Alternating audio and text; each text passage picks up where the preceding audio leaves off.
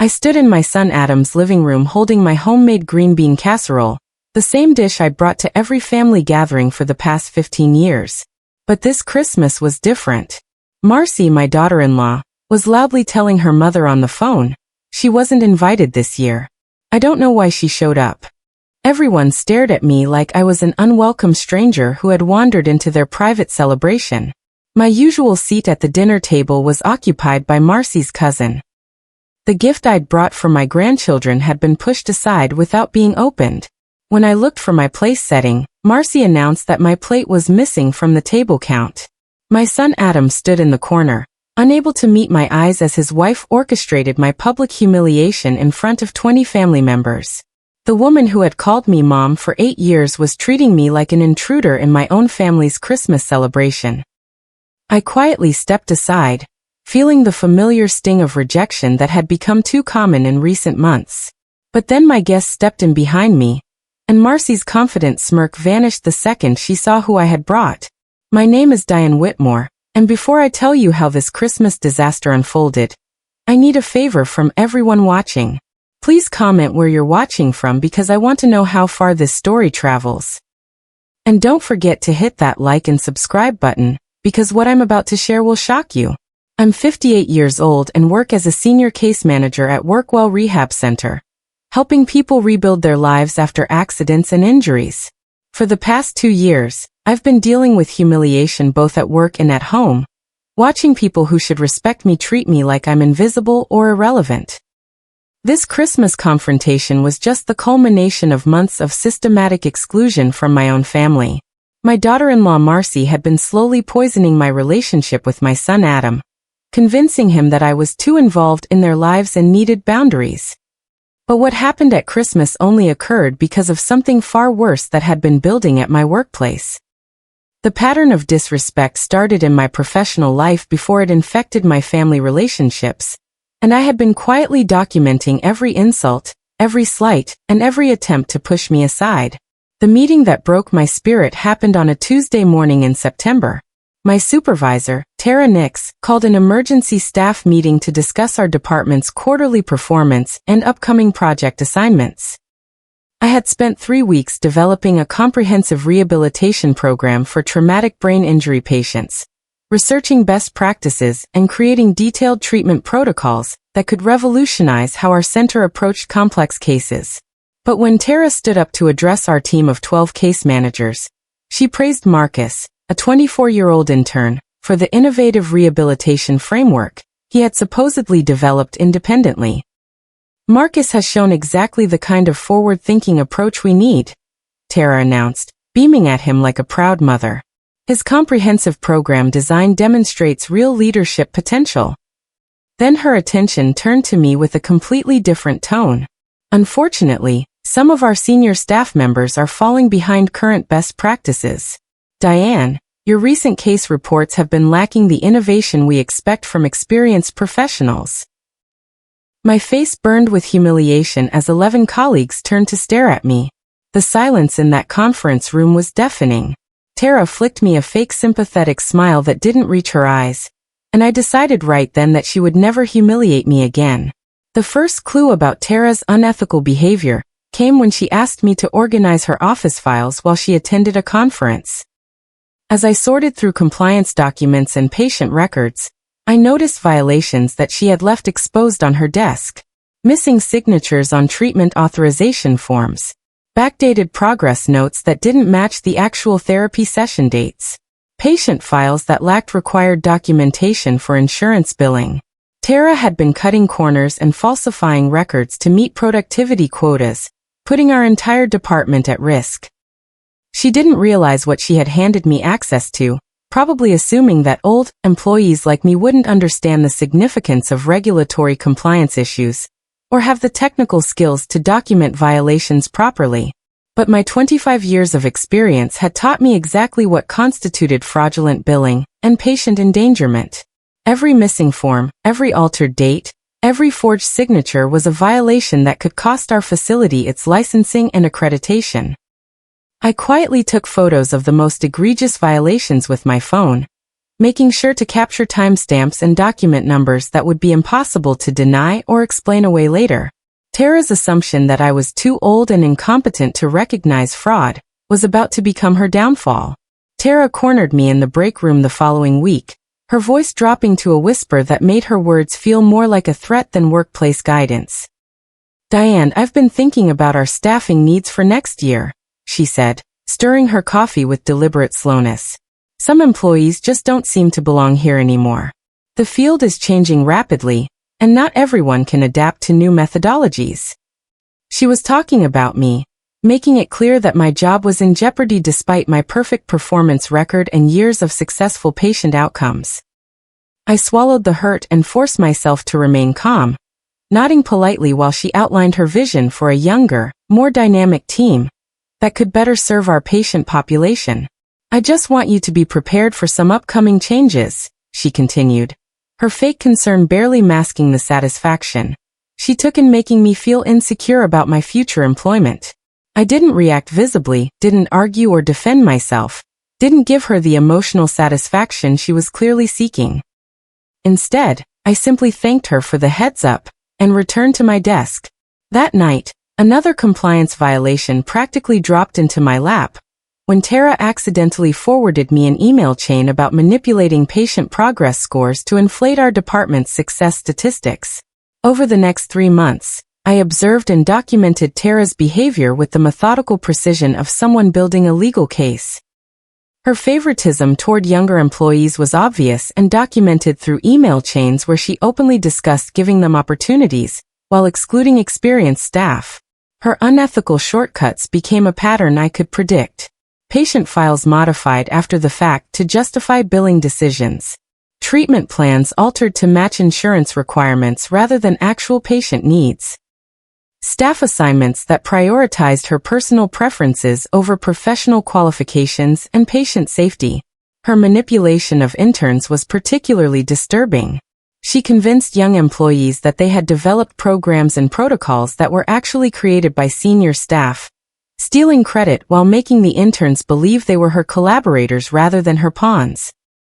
I built a file so comprehensive and well-organized that it could survive scrutiny in any courtroom or regulatory hearing. Every violation was cross-referenced with dates, witnesses, and supporting documentation that proved systematic fraud and patient endangerment. My quiet competence in building this case was exactly the kind of work that Tara had dismissed as outdated and irrelevant. She had no idea that my old-fashioned attention to detail was creating the evidence that would destroy her career. The problems at home began escalating around the same time as my workplace harassment. Marcy became obsessed with comparing me to her own mother, suddenly finding fault with everything about my relationship with Adam and the grandchildren. "Diane is too involved in our decisions," she told Adam during a conversation I accidentally overheard. "She needs boundaries. My mother understands that parents should step back once their children are married." Marcy's mother, who lived 3 states away and visited twice a year, became the gold standard for appropriate grandmother behavior. Suddenly, my weekly visits with the grandkids were intrusive, my home-cooked meals were unnecessary pressure, and my offers to help with childcare were overstepping. "You're too emotional about family stuff," Marcy informed me during a tense conversation about holiday planning. "My mom is more mature about giving us space to build our own traditions." The irony was devastating. I had welcomed Marcy into our family with open arms, supported her through difficult pregnancies, and provided free babysitting for 8 years. Now she was positioning my love and involvement as character flaws that needed correction. The final insult came in November when she forgot to invite me to Thanksgiving dinner, claiming it had been an honest oversight despite having planned the menu for weeks. The final straw at work came in mid-December, when Tara called me into her office and accused me of deliberately sabotaging department morale through my supposedly negative attitude and resistance to change.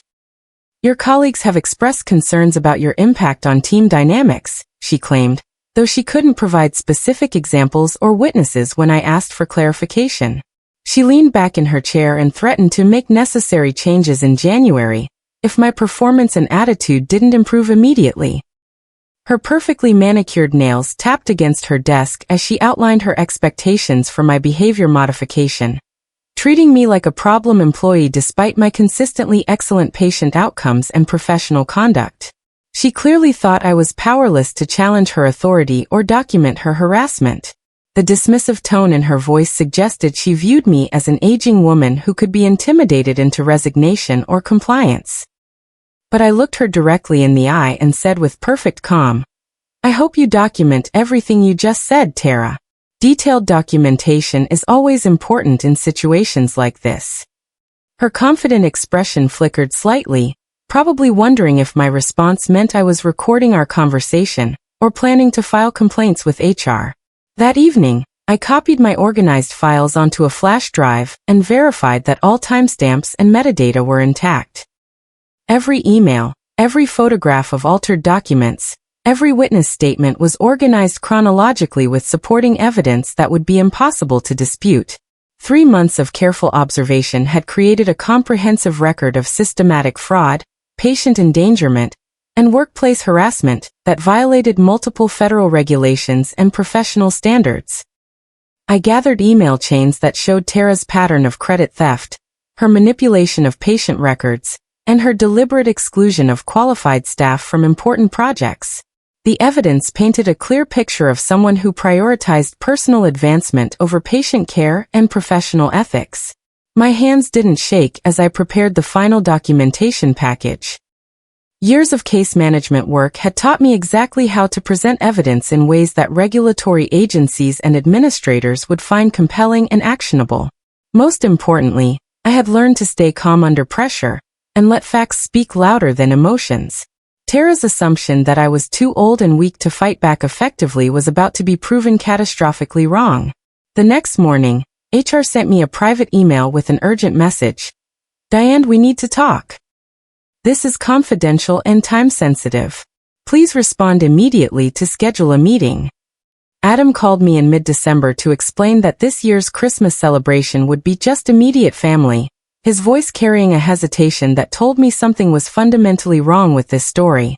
"We're keeping it small this year," he said, avoiding the specifics I needed to understand what immediate family meant if it didn't include his mother. The conversation felt rehearsed, like he was reciting talking points that someone else had prepared for him. My son, who had never excluded me from family gatherings in 32 years, was suddenly implementing boundaries that made no sense. I knew something was off, but I couldn't determine exactly what Marcy had told him to justify my exclusion from Christmas. The explanation about wanting a quiet family day didn't match their usual pattern of hosting large celebrations with extended family and friends. My suspicions were confirmed when my neighbor accidentally revealed information that Marcy had assumed I would never discover. "I'm so sorry you refused to come to last year's Christmas party," Mrs. Patterson said while we were collecting mail. "Marcy told everyone you had chosen not to participate because you disapproved of how they were raising the children." The lie was breathtaking in its cruelty. Marcy had been telling people that I was voluntarily absent from family gatherings, painting me as a judgmental grandmother who had rejected my own family. I made a single phone call to someone who knew the truth about what had been happening in Adam's household. Someone with receipts that could expose Marcy's campaign of lies and manipulation. The person I called had been watching this situation unfold from a unique perspective, with access to information that Marcy thought she had successfully buried through her systematic character assassination. "I've been waiting for someone to ask for the truth," my guest said when I explained what had happened at Christmas and over the past year of family alienation. This was someone who understood exactly how manipulation worked in family dynamics, who had experience with people who used children as weapons and turned family members against each other for personal control. Most importantly, this was someone that Marcy had specifically told Adam was dangerous and unstable, making their presence at Christmas dinner a complete shock that would force confrontations Marcy had been avoiding. "I have documentation of everything," my guest continued. Text messages, emails, recorded conversations where she admits what she's been doing and why. When I explained my plan for Christmas confrontation, their response was immediate and determined. "I'll be there. It's time for Adam to learn what's really been happening to his family." Back at work, Tara scheduled a mandatory staff meeting for January 3rd with an agenda that was clearly designed to formalize my demotion or termination. Her email about organizational restructuring and performance-based adjustments was obviously targeting me specifically. She planned to use the post-holiday period to make changes when people were distracted and less likely to question management decisions. Her tone in recent conversations had grown increasingly confident, like someone who believed their victory was guaranteed. What she didn't know was that HR had already received my comprehensive documentation package and had been conducting their own investigation into the compliance violations I had reported. The irony was perfect. While Tara was planning my professional destruction, she was actually walking into a trap that would end her own career in spectacular fashion. But the most satisfying part was the email I received from HR later that day. They had sent Tara a meeting request for January 2nd, one day before her planned attack on me, and they had copied me on the correspondence. Ms. Nix, please attend a mandatory meeting regarding departmental compliance and professional conduct issues. Bring all relevant files and documentation. This meeting is confidential and required. Tara had no idea that her attempt to eliminate me had triggered an investigation that would eliminate her instead. We returned to the opening scene on Christmas Day, with me standing in Adam's living room while Marcy orchestrated my public humiliation in front of 20 family members who had been told lies about my character and choices. Marcy's mother looked me up and down with obvious disdain, making loud comments about my clothes and suggesting that older people shouldn't overstay their welcome at family gatherings. Someone laughed and agreed that grandparents needed to understand their place in modern families, echoing the narrative that Marcy had been spreading about my supposedly inappropriate involvement in Adam's life. My heart ached as I watched my own family treat me like an unwelcome stranger, but I stayed calm and waited for the moment that would change everything. The room was filled with chatter and laughter as people enjoyed their Christmas celebration, while pointedly ignoring my presence.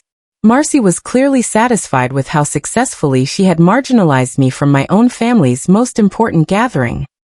But then my guest stepped through the front door, and the entire atmosphere shifted as 20 pairs of eyes focused on someone that Marcy had never expected to see again.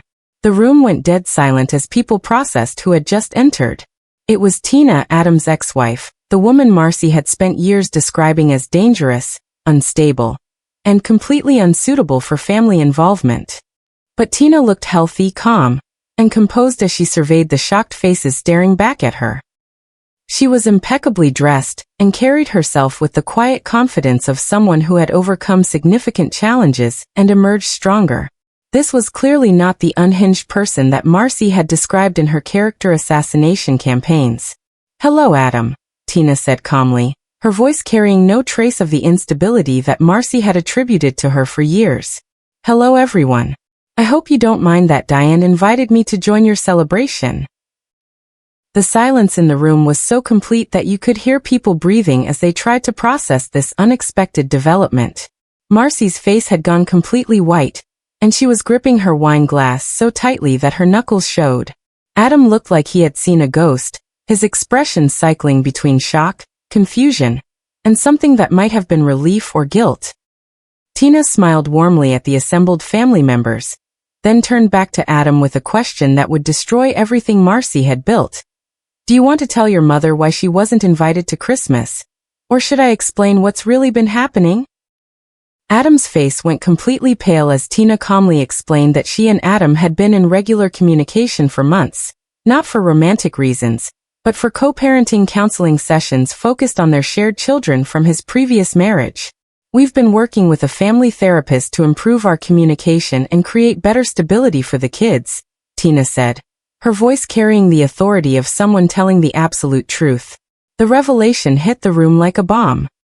Adam had been secretly attending therapy sessions while Marcy told everyone that Tina was too unstable for any family contact whatsoever. "Marcy found out about our counseling sessions 3 months ago," Tina continued, and she responded by launching a campaign to isolate Adam from anyone who might contradict her narrative about family dynamics. The next morning, Kara strutted into the courthouse wearing an expensive designer dress that she had bought with money from our joint household account, clearly treating this legal proceeding like her personal coronation ceremony. She was carrying herself with the confidence of someone who believed that victory was guaranteed, smiling and making small talk with court staff like she was already the rightful owner of our family's assets. I sat quietly in the wooden bench behind her, dressed simply in one of Tom's favorite dresses, carrying my purse that contained the real will, and all the supporting documentation that would change everything she thought she knew about our family's future. "Today is going to be a good day," she whispered to me as we waited for the judge to begin the proceedings, apparently unaware that her definition of a good day and mine were about to become very different things. When Judge Patterson called our case and asked for all relevant estate planning documents to be presented for review, Kara confidently handed over the property deed transfer she thought I had legitimately signed in my grief-stricken state. But then the court clerk announced that there was additional documentation to be considered, and I watched Kara's face begin to change as the judge read the header of Tom's real will. Last will and testament of Thomas Marsh, updated and notarized. Her smile started to fade as she realized that her father had been more prepared for this moment than she had ever imagined. The attorney began reading Tom's actual final wishes aloud to the courtroom, and I watched Kara's expression shift from confident anticipation to growing confusion, and then to pure shock. "All assets, including the family home, investment accounts, and personal property, are hereby transferred to my beloved wife, Evelyn Marsh," the attorney read clearly, his voice carrying throughout the small courtroom. Kara gasped audibly and turned to stare at me with an expression that was equal parts betrayal and disbelief, as if I had somehow conspired with Tom to deceive her about our estate planning. "No, that's not right," she said, standing up and interrupting the proceedings. "She signed my papers yesterday. I have the deed transfer right here." Judge Patterson looked at her with the stern disapproval of someone who had presided over countless inheritance disputes and had no patience for family drama in his courtroom.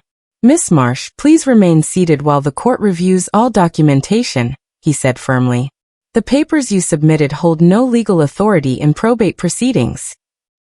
That's when the attorney reached the section of Tom's will that would completely destroy any remaining hopes Kara had of inheriting our family's wealth through manipulation or emotional coercion.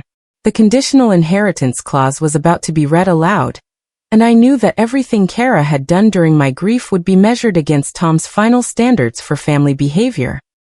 The attorney continued reading the most important section of Tom's will, the part that had been specifically designed to address exactly the kind of behavior Kara had demonstrated during my mourning period.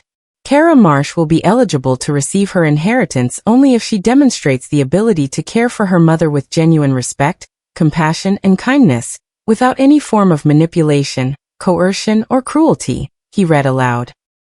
The courtroom fell completely silent as everyone processed the implications of what Tom had written. He had anticipated that Kara might try to take advantage of my grief, and he had created legal protections that would prevent her from benefiting financially from such behavior. "This inheritance is conditional upon treating Evelyn Marsh with the dignity and care that she deserves as both a grieving widow and a loving mother who has sacrificed for her family throughout her adult life." Kara's face went white as she realized that every action she had taken since Tom's death, the manipulation, the pressure tactics, the threats, the attempt to steal our house while I was emotionally vulnerable, had been working against her own financial interests. Tom had essentially created a character test that would determine whether Kara was worthy of inheriting from the family she claimed to care about, and she had been failing that test spectacularly without even knowing it. The judge looked at her with obvious disapproval, probably wondering what kind of person would try to manipulate a grieving parent for financial gain. Kara completely lost control when she realized that her manipulation scheme had not only failed, but had actually cost her any legitimate claim to our family's inheritance. Her public breakdown revealed her true character for everyone in the courtroom to witness. "This is ridiculous," she screamed, jumping to her feet and pointing accusingly at me.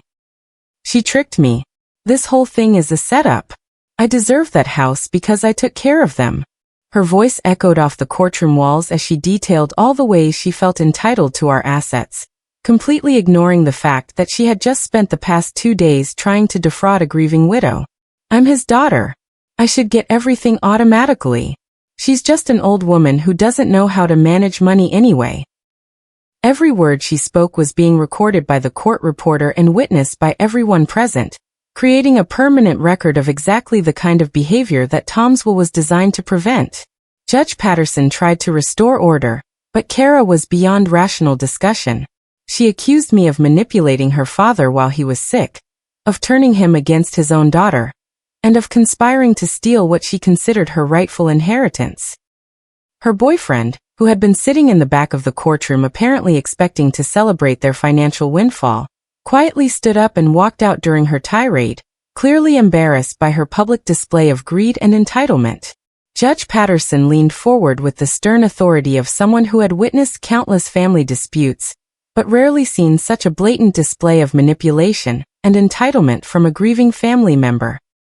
Miss Marsh, your conduct during these proceedings seriously jeopardizes any future claim you might believe you have to your father's estate, he said, his voice carrying the weight of legal consequences that Kara was too emotional to fully comprehend.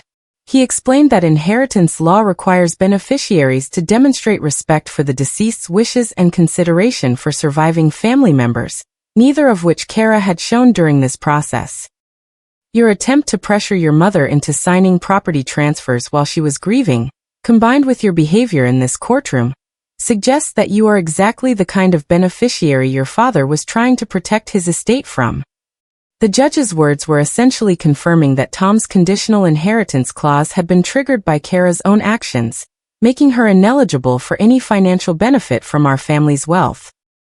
But then I requested something from the court that would provide me with additional protection from any future attempts at manipulation or coercion.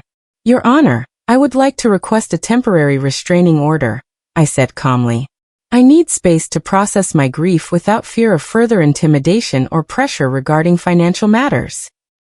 The judge granted my request immediately, citing Kara's threatening behavior and her demonstrated willingness to exploit my emotional vulnerability for financial gain. The temporary protection order meant that Kara was legally prohibited from contacting me about financial matters or attempting to pressure me into making any decisions about our family's assets, while I was still processing my grief. This order will remain in effect for 30 days, Judge Patterson explained, during which time Mrs. Marsh will have the space she needs to make informed decisions about her future without interference or coercion from family members who have demonstrated poor judgment. Kara sat in stunned silence as she finally realized that her manipulation tactics had backfired completely. Not only had she lost any claim to our family's inheritance, but she was now legally prevented from even discussing financial matters with me. The woman who had thought she would walk out of this courtroom as the owner of our family home was instead walking out with a court order preventing her from continuing her harassment of a grieving widow. Miss Marsh, I strongly advise you to respect the terms of this order, the judge continued. Any violation will result in additional legal consequences that could affect your future relationship with your mother, and any potential reconciliation of family matters. As we left the courthouse, I felt a sense of relief and protection that I hadn't experienced since Tom's death. His wisdom and foresight had not only preserved our family's financial security, but had also given me legal protection from our own daughter's greed. Kara finally realized that she had lost complete control over the situation, and that her manipulative behavior had cost her everything she thought she deserved. When I returned home from court that afternoon, the first thing I did was call a locksmith to change every single lock on the house that Tom and I had built together. Kara had been using her key to enter our home without permission, searching through our personal belongings and treating our property like it already belonged to her. Within 2 hours, all the locks were changed, and I finally felt secure in my own home for the first time since Tom's death. The physical barrier between me and Kara's continued manipulation attempts gave me the emotional space I needed to begin processing my grief properly. That evening, just as I had expected, Kara tried to use her old key to enter the house. I watched through the front window as she stood on our porch, repeatedly trying to make her key work in the new locks, her frustration growing with each failed attempt. When she realized that she could no longer access our home whenever she wanted, she began pounding on the door and screaming my name, demanding that I let her in and explain why I had locked her out of her own house. But I didn't answer the door or engage with her theatrics. Instead, I had prepared something that would communicate everything she needed to know about her changed relationship with our family's assets, and my expectations for her future behavior. I left a single envelope on the front porch for her to find, containing information that would finally make her understand the consequences of her actions. The envelope I left for Kara contained 2 documents that would change her understanding of our family situation forever. The first was a complete copy of Tom's real will, showing her exactly what her inheritance could have been if she had treated me with respect and compassion during my grief. The second document was a letter that Tom had written specifically for Kara, anticipating that this moment might come when she would need to understand why her behavior had cost her the financial security she felt entitled to.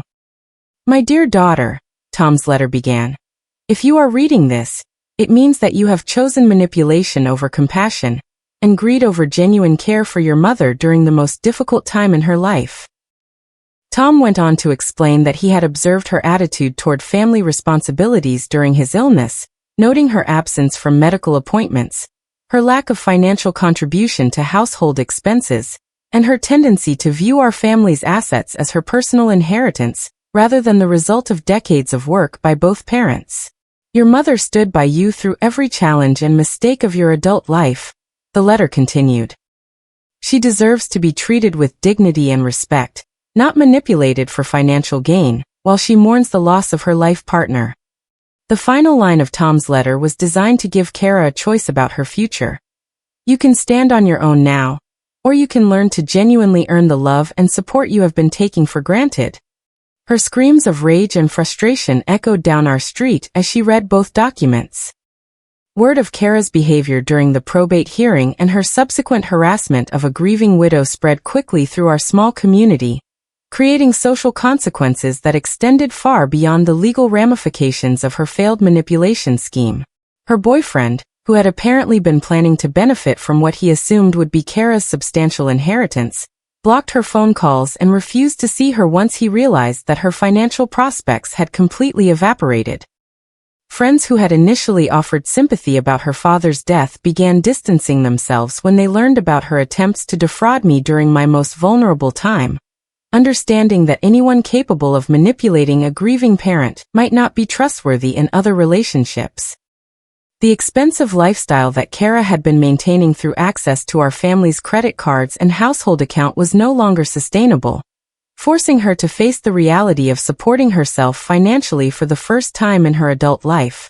"I can't believe you turned everyone against me," she texted me, apparently unable to understand that her own actions had created the consequences she was experiencing. But the social isolation and financial pressure were just the beginning of what would become a complete transformation of her life circumstances, forcing her to confront the difference between earned support and manipulated dependency. She had one final card to play, and she arrived at my house to use it 3 days later. Kara showed up on my front porch one last time, but instead of the angry demands and threats that had characterized her previous visits, she came with tears streaming down her face and a performance of remorse that was designed to manipulate my maternal instincts. "Mom, please," she sobbed, pressing herself against the front door like a lost child. "Let me in. I'm sorry about everything. I was confused and scared about Dad dying, and I made terrible mistakes. I promise I'll be better. I promise I'll change." For a moment, my heart ached with the familiar pull of wanting to comfort my daughter and protect her from consequences, even when those consequences were the direct result of her own choices and actions. But as I watched her performance through the front window, I could see the calculation in her eyes even while the tears were flowing. This wasn't genuine remorse or authentic change. It was another manipulation tactic designed to restore her access to our family's financial resources. "I need you, Mom," she continued, her voice breaking with what sounded like genuine pain, but felt like practiced desperation. "I can't survive without your help. I don't have anywhere else to go." I opened the door just wide enough to speak to her clearly, and delivered the words that would end our relationship on my terms rather than hers. "Kara, love isn't ownership," I said gently but firmly, "and family isn't about what you can take from people when they're vulnerable." Then I closed the door softly and let her cry on the porch until she finally understood that this time, her tears wouldn't change anything. 6 months later, I was sitting at my kitchen table in the house that Tom and I had built together, finally feeling the peace that had been missing since the day he died. His wedding ring sat beside my coffee cup, and his final letter to me lay open where I could read his words whenever I needed reassurance. "Evelyn, trust your instincts. You're stronger than you know," he had written, and time had proven that he understood me better than I understood myself. I had kept my promise to honor his memory by protecting the legacy we had built together, refusing to let manipulation and greed destroy what decades of love and partnership had created. Kara had lost everything she thought she deserved, because she had chosen to see my grief as an opportunity rather than a time when I needed genuine support and compassion from my family. I had kept everything that mattered because Tom's love had continued protecting me even after his death, and his wisdom about human nature had prepared me for challenges I never saw coming. The house was quiet now, but it was the peaceful quiet of security and independence rather than the lonely silence of manipulation and fear. I rebuilt my life not out of revenge against Kara, but out of freedom to honor Tom's memory without interference from people who had never understood the difference between love and ownership. "Know your worth," I whispered to anyone who might be facing similar family betrayal. Because the people who try to take advantage of you only win when you stay silent.